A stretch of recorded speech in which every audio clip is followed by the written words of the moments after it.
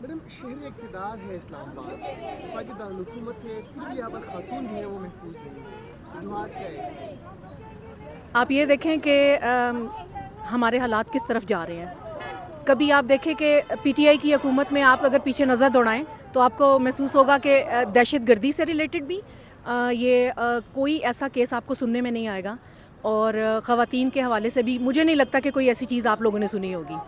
آپ یہاں سے یہ اندازہ لگائیں کہ مریم بی بی ویسے تو بہت بولتی ہیں، لیکن ان کو ابھی سب سے پہلے یہ دیکھنا چاہیے کہ ایک خاتون ہونے کے ناطے ان کو پروٹیسٹ کرنا چاہیے تھا. فضل الرحمان صاحب کو بولنا چاہیے تھا.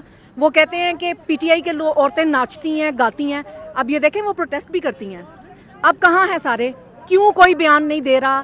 کیوں یہ اتنا شہر اقتدار میں یہ حال ہے تو باقی شہروں میں کیا ہوگا؟ میں شدید مذمت کرتی ہوں اس چیز کی، اور ہم کھڑے ہیں اور اس کا کوئی نہ کوئی سلوشن ضرور ہونا چاہیے.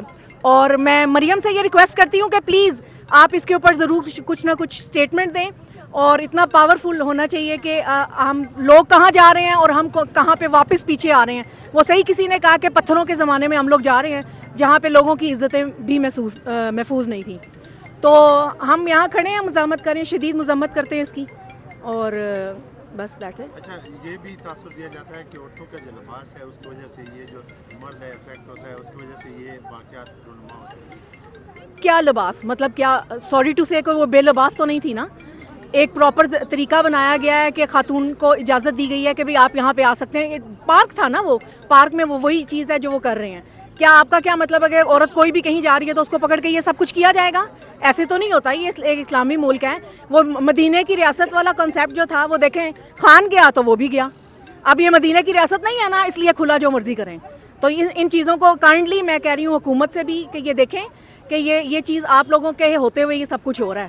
کوئی بھی جان مال معیشت کچھ بھی محفوظ نہیں ہے.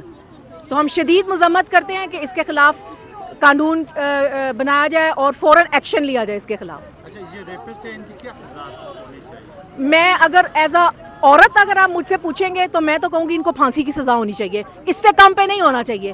سب کی بیٹیاں، ہم بھی بیٹیاں ہیں، تو اس سے نیچے کوئی برداشت کرے گا؟ مجھے بتائیں. کوئی بھی نہیں، نہ آپ نہ ہم کوئی برداشت کر سکتے ہیں کہ اس طرح سے ہماری بچیاں باہر یوں جائیں اور ان کے ساتھ یہ ہو جائے.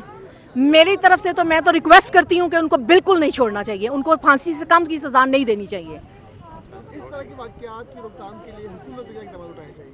حکومت کو عمران خان کا پیچھا چھوڑ کے باقی چیزوں پہ توجہ دینی چاہیے کہ دیکھیں کہ ملک کا کیا حال ہو گیا ہے، معیشت کہاں جا رہی ہے، عوام کے حالات دیکھیں کیا ہو گئے ہیں.